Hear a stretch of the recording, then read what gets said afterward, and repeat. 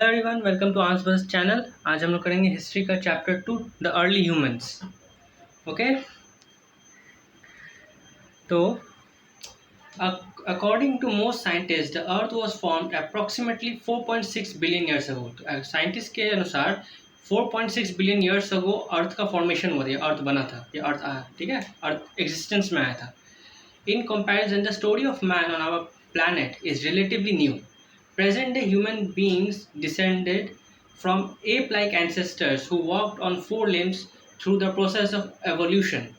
तो अर्थ के कंपैरिजन में अर्थ के हिस्ट्री से हमारा हिस्ट्री काफ़ी न्यू है, काफ़ी मतलब ताज़ा हिस्ट्री है, क्योंकि हम बोल रहे हैं जैसा साइंटिस्ट के अनुसार ह्यूमंस जो है एक एप लाइक एंसेस्टर्स, ठीक है, उन जो चारों पैरों पे चलते थे उनके एवोल्यूशन का पार्ट है हम लोग, उनके एवोल्यूशन से हम लोग ह्यूमन बने हैं। This evolution started around 1500 million years अगो। और ये एवोल्यूशन कब स्टार्ट हुआ? 1500 मिलियन ईयर्स, ठीक है। The age in which the earliest human beings lived is called the prehistoric period. तो जिस सबसे पुराना एज जिसमें ह्यूमन बींग्स के बारे में बताया गया है उसे प्री हिस्टोरिक एज कहा जाता है। To find clues about the early humans, anthropologist examine, ठीक है, एंथ्रोपोलॉजिस्ट ने एग्जामिन क्या क्या the bones of early humans, the bones of animals found near them, artifact such as weapons and independent use by them, ठीक है, implements use by them. तो early humans के bones के बारे में पढ़ा, ठीक है, उससे डेट निकाला, ठीक है, उसके आसपास जो एनिमल्स थे उनके भी हड्डियों का पढ़ाई किया, ठीक है, उस पर रिसर्च किया, और जो हथियार या फिर बाकी जो सामान वो यूज़ करते थे उसके बारे में पढ़ा, ठीक है, या उस पर रिसर्च किया। Now origin of man, according to Charles Darwin, a renowned biologist, all human beings evolved from ape-like ancestor called hominids। तो एक बहुत बड़े बायोलॉजिस्ट है, साइंटिस्ट है, चार्ल्स डार्विन। उनका जो एजम्पशन है या उनका जो थ्योरी है, ठीक है, उन्होंने कहा कि एप लाइक एंसेस्टर से हम लोग आए हैं, और उन एप लाइक एंसेस्टर्स का नाम इन्होंने होमिनिड्स रखा। Who gradually learn to stand up, जो धीरे धीरे करके सीधा खड़ा होना स्टार्ट कर दिया। एंथ्रोपोलॉजिस्ट कॉल देम होमो इरेक्टस और द इरेक्ट ह्यूमन एप। और एंथ्रोपोलॉजिस्ट उन्हें होमो इरेक्टस कहते हैं या फिर इरेक्ट ह्यूमन एप कहते हैं। The species to which human belong, called Homo sapiens, appeared only about 35,000 years ago। ठीक है, तो जो स्पीसीज होमो सेपियंस जो स्पीसीज है वो सिर्फ 35,000 years ago ही आई है, ठीक है। It is believed that Africa was the first home of Homo sapiens and from there man migrated to other parts of the world।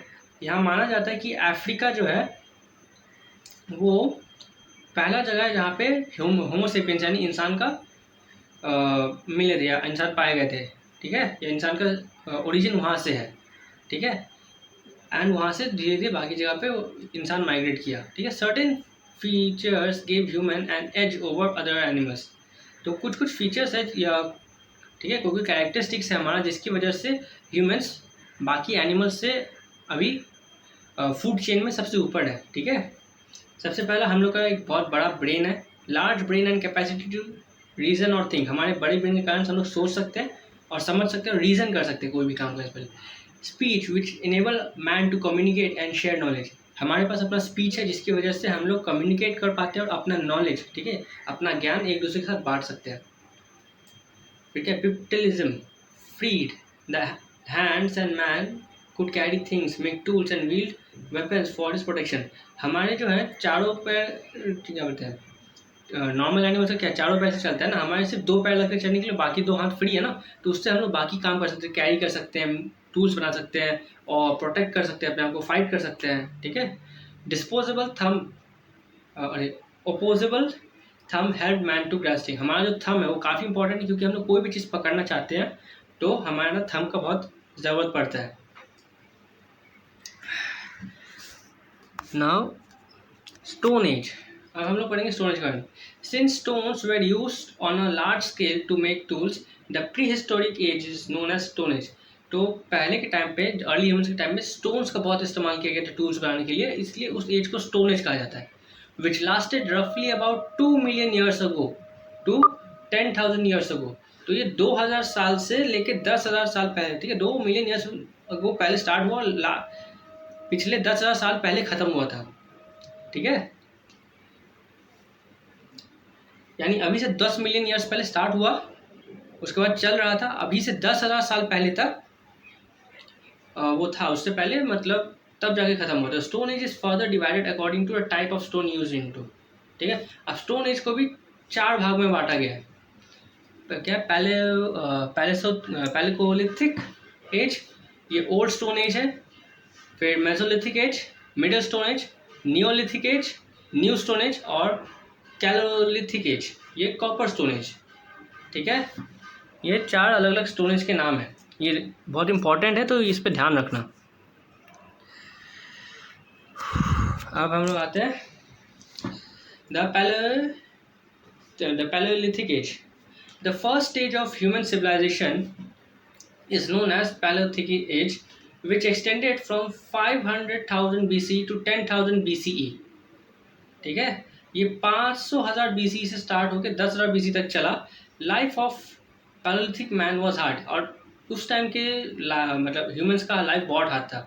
He was a food gatherer and dependent entirely on nature for food. He ate fruits, nuts, roots, flesh of animals, and even insects.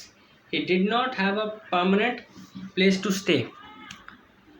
तो यहाँ बता रहा है कि पहले के जो इंसान थे एकदम अर्ली स्टेज के, उनके पास बहुत ही हार्ड लाइफ था और वो पूरी तरह से नेचर पे डिपेंडेंट थे। तो वो फ्रूट्स ही खाते थे, रूट्स नट्स जो नेचर देता तो वही खाते थे, और उनके पास कोई जगह नहीं था पक्का रहने का, इसलिए वो केव्स या ऐसा कुछ जगह पे रहते थे। इसलिए he wandered like a nomad from place to place. Nomad वो लोग होते हैं जगह कहीं पे रह नहीं सकते, ठीक है, वो हर जगह ट्रैवल करते रहते हैं कुछ टाइम के बाद। ही यूज एनिमल स्किन्स और bark of trees and leave to cover his body. वो एनिमल के स्किन, ट्रीज के बार्क्स या लीव्स का इस्तेमाल करके अपने बॉडी को ढकते थे। The palaeolithic man was a hunter gatherer who use crude stones tools to hunt animals, ठीक है। तो ये जो पैलियोलिथिक ह्यूमन मैन है वो हंटर भी था, गैदरर भी था, ठीक है, और वो अपने स्टोन टूल्स का इस्तेमाल करके एनिमल्स को हंट करता था। He lived in caves and on trees to protect himself from wind, from wild animals. The Bhimbetka cave in Madhya Pradesh and Mirzapur in Uttar Pradesh in India are famous palaeolithic sites, ठीक है। अब वो केव में रहता था ताकि, और केव और ट्रीज पे रहता था ताकि अपने आप को बचा सके वाइल्ड एनिमल से। और इसके पैलियोलिथिक एज के बारे में प्रूफ कहाँ मिलता है हम लोग को? Bhimbetka cave in Madhya Pradesh and Mirzapur in Uttar Pradesh in India are famous palaeolithic age sites, ठीक है। यहाँ पे जाके हम लोग को इसके बारे में प्रूफ मिलता है पैलियोलिथिक एज के बारे में। Now tools used by Paleolithic man were quite crude and unpolished and are called pebble tools. They were used for all kinds of purposes. The hand axe was the most common tool. They made tool using flint, a kind of stone that chipped easily. The tools of this age can be divided into 2 categories: core tools and flake implements, ठीक है। तो उस time के tools क्या था? Mainly unpolished या फिर called unpolished crude, ये सब स्टोन्स का ही इस्तेमाल होता था, ठीक है। जो कोई भी शार्प होता था उसको एक जगह से रस्सी में बांध के उसको एक्स की तरह इस्तेमाल करते थे। दूसरा, they made tools using flint, a kind of stone that chips easily, ठीक है। ये एक अलग टाइप का स्टोन का बताया जो थोड़ा आसानी से उसको तोड़ा जा सकता है, एक शेप में डाला जा सकता है। और 2 टाइप के टूल्स को 2 कैटेगरी में बांटा गया था, core tools and flake implements. तो कोर टूल्स क्या है? Core tools were made by chipping and sharpening large stones. Core tools वो होते हैं जो इनको चिप मतलब थोड़ा हटा हटा करके एकदम बड़े बड़े पत्थरों को एक अपना शेप में, धारदार शेप में लाया जाता है। यहाँ देखा दिया गया है तो photos. They were usually pre shaped with sharp edges. ये पहले से ही शार्प थे, उसके बाद इसको और शार्प किया। Like hand axe which were held in hand and used to cut trees, dig the earth and shape sticks. Some of these have been found in South India. और ठीक है, ये कुछ है जो पहले से शार्प रहते थे, उसके ऊपर से और इन्हें शार्प किया गया है। और ये काफ़ी बड़े बड़े होते थे, ठीक है, और डायरेक्ट शेप में मिलते थे, एक्स वैक्स के शेप जैसे में, ठीक है। और इनका कुछ मिला है जो साउथ इंडिया में कुछ इनके प्रूफ्स हैं। Okay, and now fake implements way tools made from small pieces of stone and were used as choppers and cleavers to chop meat and skin animals। अब इसके छोटे छोटे जो पीसेस होते हैं ऐसे वाले शार्प स्टोन के, उन्हें यहाँ पे फ्लेक इम्प्लीमेंट्स कहा जाता है। ओके, इनको ज़्यादातर चॉप करने के लिए या क्लीव करने के लिए एनिमल स्किन उसमें इस्तेमाल होता था। अब आते हैं जहाँ से सिविलाइजेशन मेनली स्टार्ट हुआ, discovery of fire. One of the greatest achievement of the early man was the discovery and use of fire. The early man feared fire, but when forest fire broke out, he began to use it as a result of hunting। ये बोला जा रहा है, ठीक है। तो पहले का सबसे बड़ा जो डिस्कवरी है इंसान का वो था फायर का इस्तेमाल करना, ठीक है। The early man feared fire, ठीक है। पहले के सब लोग पहले फायर से बहुत डरते थे, लेकिन जब जंगल में आग लग गई उसके बाद उन्होंने उस फायर को इस्तेमाल करना सीखा और समझा, ठीक है, कैसे इस्तेमाल करना है। जनरली माना जाता है कि एक लाइटिंग स्ट्रक किया था और उसके बाद फायर आया था, ठीक है। The discovery of fire probably accidentally, the early man learn how to make fire by rubbing two stones by trial and error, ठीक है। द फायर का डिस्कवरी एक्सीडेंटल कहा जा रहा है यहाँ पे। उसके बाद कहा गया इसके बाद इंसानों ने दो स्टोन को ऐसे एक साथ टकराने से जो चिंगारी निकलती है उससे आग बनाना भी सीख लिया, वो भी ट्रायल एंड एरर में, ठीक है। खेलते खेलते या कुछ अलग काम करते करते उन्होंने ऐसा पता चला कि ये दो टाइप के पत्थर को करने से ऐसे कैसे आग लग जाती है। Traces of ash have been found in the Kurnool cave in India, ठीक है। तो ये बता रहे कुछ ऐश के ट्रेसेस मिले हैं कुरनोल केव इन इंडिया में। उसके बाद fire was used for various purposes which included keeping warm, frightening of animals from cave, cooking food, providing light inside the cave at night। तो फायर और क्या क्या चीज़ के लिए भी इस्तेमाल होता था, मेनली जगह को गर्म रखने के लिए, और आसपास अगर केव के आसपास कोई एनिमल्स है तो आग से उनको डर लगता है, वो भाग जाते थे। खाना बनाने के लिए, और केव के अंदर एक लाइट का सोर्स थे, वो इम्पोर्टेंट लाइट का सोर्स थे। Okay, now art. The Paleolithic men were skilled artists. They expressed themselves by painting walls of caves, which give us an idea of their social life. They usually painted hunting scenes, food gathering, dancing, and fishing. These pictures were very lively and colorful. तो Paleolithic men जो है बहुत ही अच्छे artist थे, और वो अपने आप को पिक्चर यानी पेंट करके दीवारों पे एक्सप्रेस करते थे, ठीक है। तो वहाँ पे पिक्चर में बहुत सारे इंपॉर्टेंट सीन्स जो उनके डेली लाइफ को बताता है, जैसे फूड गैदरिंग, डांसिंग, फिशिंग, ये सब दिखाया गया, काफ़ी लाइवली और कलरफुल वे में दिखाया गया। Beautiful Paleolithic cave painting can be found in France in large numbers. In India, these paintings can be found in Bhimbetka, Adamgarh, Pratapgarh and Mirzapur, ठीक है। तो कहाँ पे मिलता है? फ्रांस में मिलता है बहुत ज़्यादा लार्ज नंबर्स में, फिर इंडिया में भी मिलता है कई कई जगहों पे। The Mesopotamian age, okay, age of transition.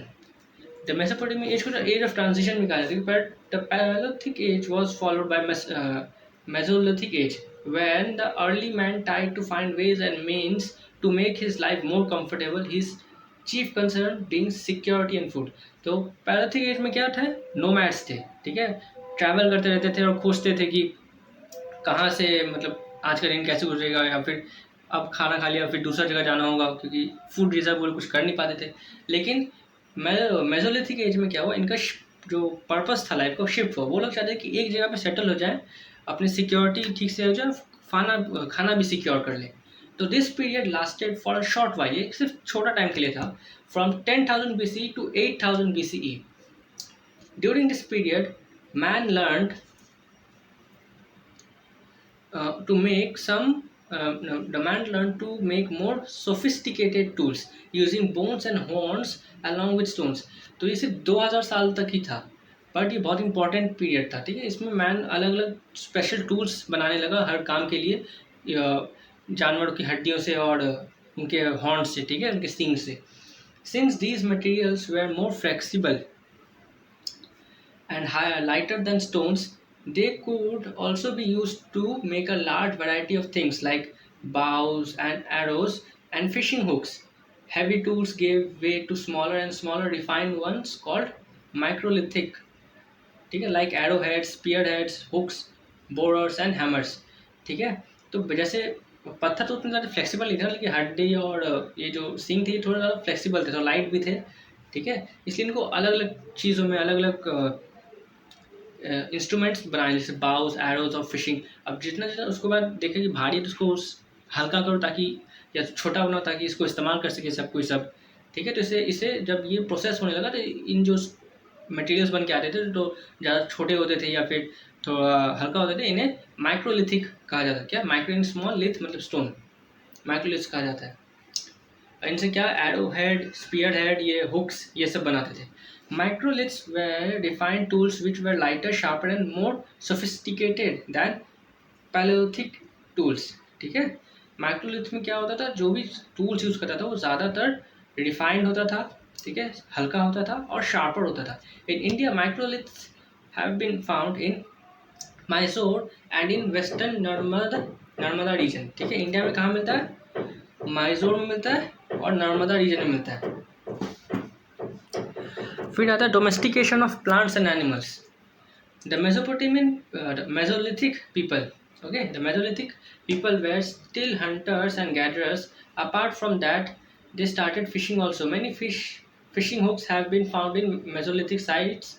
As the climate grew warmer in some sites, traces of wheat and barley have also been found. तो Mesolithic people भी hunter और gatherers भी थे. ठीक है, वो हंट अभी भी करते थे और फूड वूड आसपास तब भी गैदर करते थे.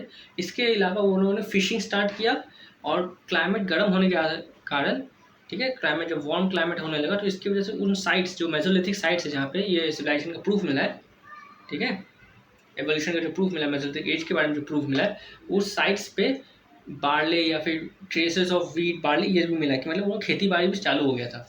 However, full-fledged agriculture was not practiced in the Mesolithic age.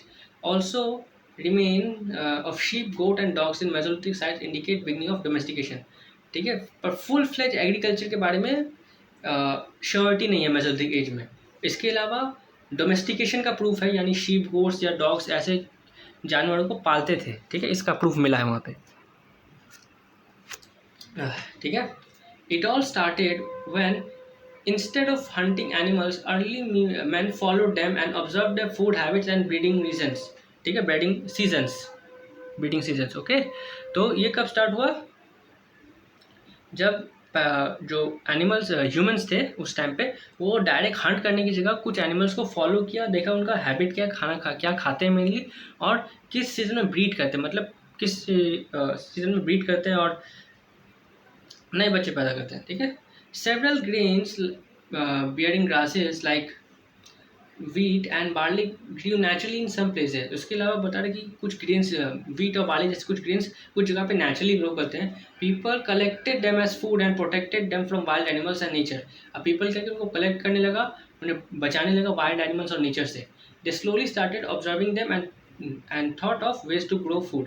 अब उसके बाद धीरे करके इनको बचाने के बाद इनको ऑब्जर्व किया और सोचा कि इनसे और फूड कैसे जनरेट किया जा सके.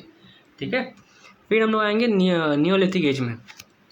द नियोलिथिक एज लास्टेड रफली from 8000 BC till 4000 BC. Neolithic age 8000 BC से 4000 BC तक चला, यानी 4000 साल तक चला. During this period man made considerable progress. इस टाइम में मैन ने बहुत ज़्यादा प्रोग्रेस किया. ठीक है, man gave up his nomadic lifestyle, took a cultivation and began to live a settled life mostly near rivers. इस एज में, नियोलिथिक एज में आने के बाद ही इंसान सेटल हुआ कहीं पे.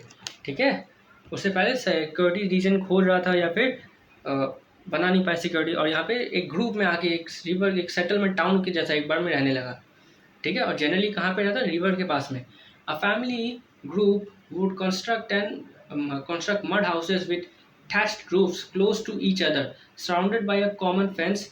In due course, these groups grew into tribes and villages. Man started growing wheat, barley, and rice. When man took to cultivation, he needed tools like axes to cut down trees and shrubs, sickles to harvest crops, and spades to dig the earth. Thus, new tools were made to grow crops. अभी का क्या, अपना family group लेकर के कहीं पे अपना mud से एक घर बना के उसको फेंसिंग करके रहने लगे। उसके बाद धीरे धीरे जब बहुत सारे लोग फैमिली आके रहने लगे तो धीरे धीरे करके ग्रुप से ट्राइब बना, ट्राइब से एक विलेज बन गया। ठीक है।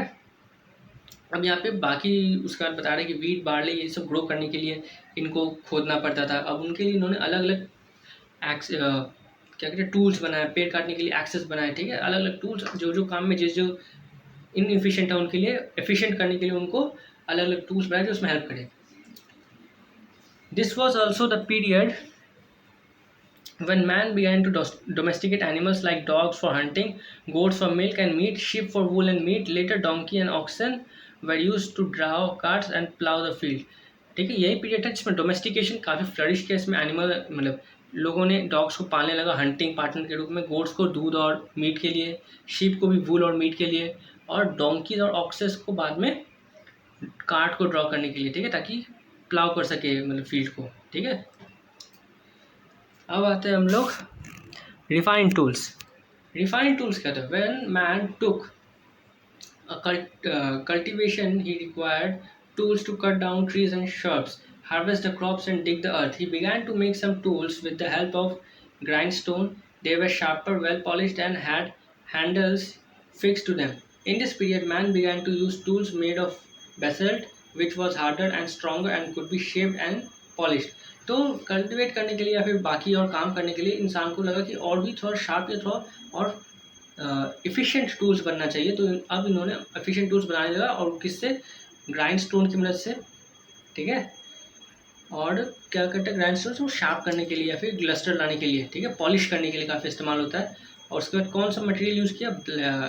बेसल्ट यूज़ किया, क्योंकि वो ज़्यादा हार्ड है, स्ट्रॉन्ग है और किसी भी शेप में डालने में काफ़ी ईजी है और पॉलिश लगता है।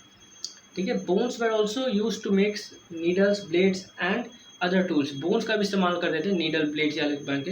बिकॉज ऑफ दिस इम्प्रूवमेंट, ठीक है, because of this improve variety of tools, this period is called neolithic age और new stone age. In India, tools belonging to neolithic age have been found in Kashmir, Bengal, Orissa, central India and Deccan peninsula. अब neolithic age क्यों बोला जाता है? क्योंकि इसमें नए नए टूल्स, ठीक है, इसलिए इसको नियोलिथिक एज कहते हैं, न्यू स्टोन एज। ओके, इसके कहीं पे बहुत सारा प्रूफ, इसके बहुत प्रूफ मिले हैं कश्मीर, बंगाल, उड़ीसा में। ठीक है, सेंट्रल इंडिया और डेक्कन पेनिनसुला में भी नियोलिथिक एज के प्रूफ मिले हैं इंडिया में। ओके, अब आते हैं हम लोग pottery. When man became a food producer, he felt the need for containers to store the surplus grain. अब मैन जब फूड प्रोड्यूस करने लगा तो उसको लगा फूड को स्टोर भी तो करना है, तो कैसे? कंटेनर्स बनाने लगा। Containers were also required to store milk and water and to cook food. ठीक है, फिर कंटेनर्स का क्या चीज़ में इस्तेमाल हुआ? कंटेनर्स का इस्तेमाल हुआ ताकि वो मिल्क भी स्टोर कर सके और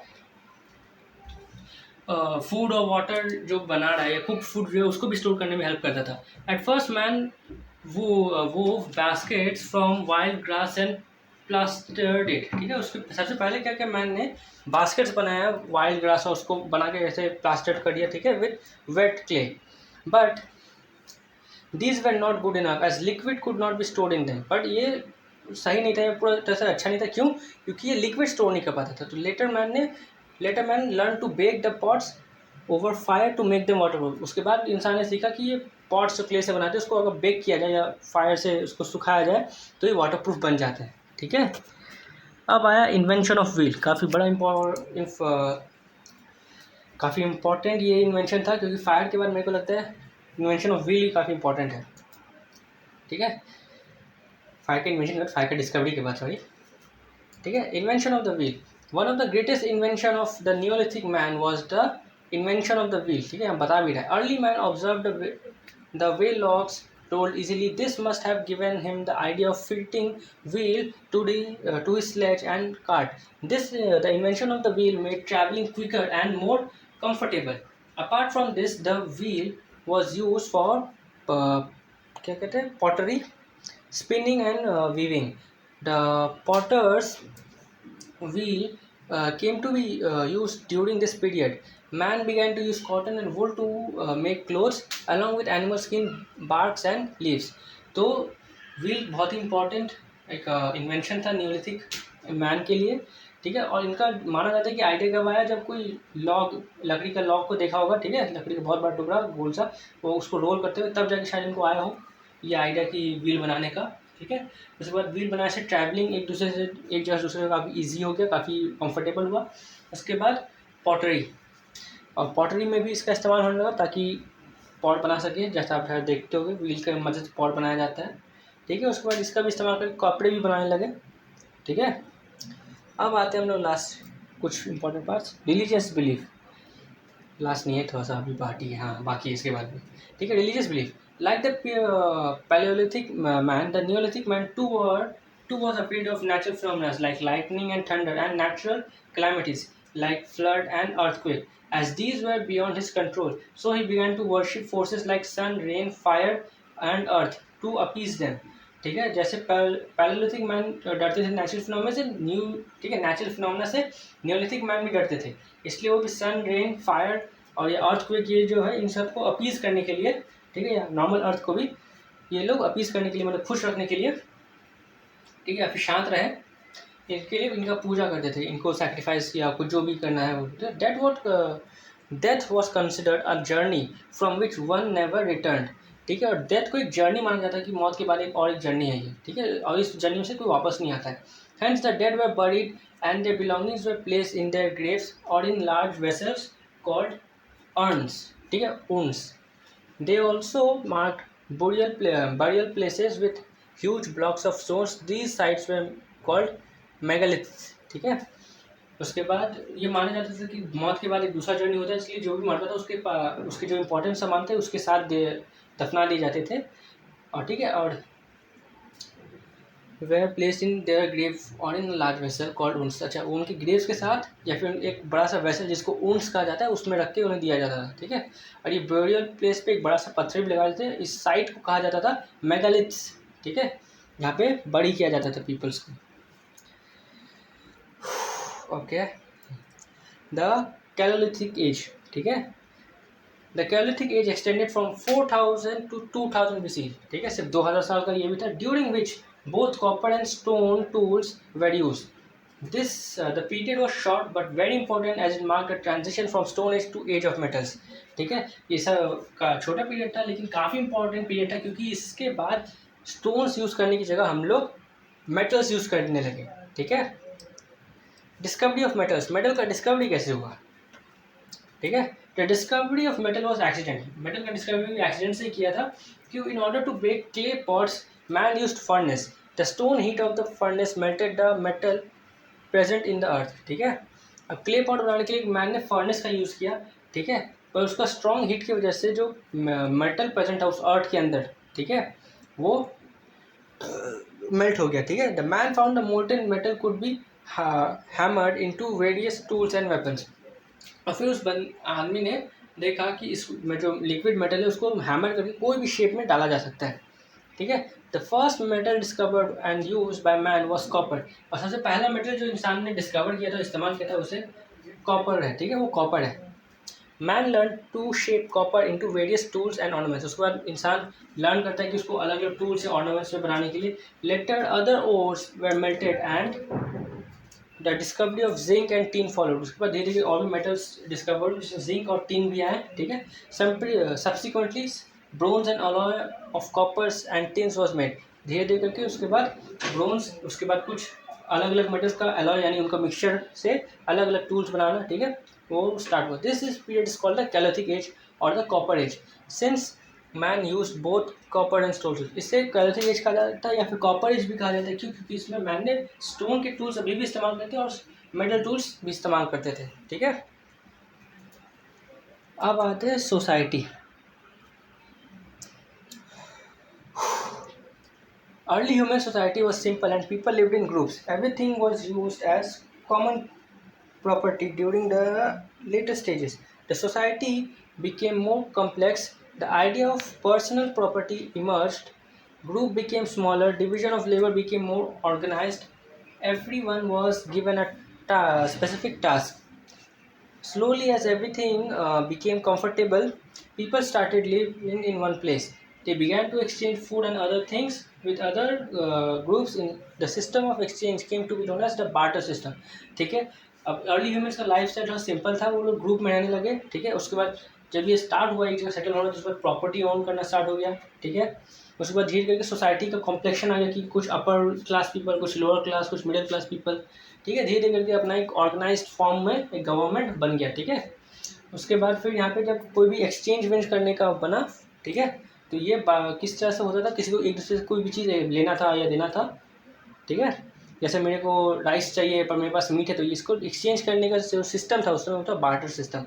बार्टर सिस्टम में होता था कि अगर मेरे को कोई चीज़ चाहिए, मेरे पास एक्स्ट्रा है कोई चीज़, मेरे पास मान लो एक हांडी या फिर एक पॉट एक्स्ट्रा चावल है और उसके पास मीट है। ठीक है, तो ये जो मैं उसको एक ये दे दूंगा अपना पॉट ऑफ राइस और वो उसके बदले मेरे को मीट दे देगा। ठीक है, ये होता बार्टर सिस्टम। ठीक है, उसके बाद Karthik age was very brief and it remains can be found in India in the Chota Nagpur plateau and in the Gangetic basin. ठीक है, ये बहुत ही ब्रीफ पीरियड था, इसके बारे में बहुत से प्रूफ छोटा नागपुर प्लेटो में और गंगेटिक बेसिन में मिलता है।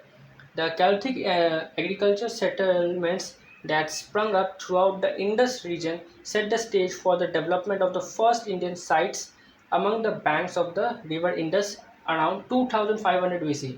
ठीक है, तो ये द Celtic एग्रीकल्चर सेटलमेंट वो sprung up throughout the Indus region. ये सबसे ज़्यादा एग्रीकल्चर रीजन या फिर Celtic एज का जो प्रूफ मिलता है वो इंडस रीजन के आसपास मिलता है, जहाँ पे शायद इंडिया का फर्स्ट सिटी डेवलप हुआ था या फिर सब फर्स्ट स्टेज ऑफ अच्छा खासा सिविलाइजेशन का बारे में पता चला था। ठीक है, वो भी रिवर इंडस के पास कब 2500 BC के आसपास।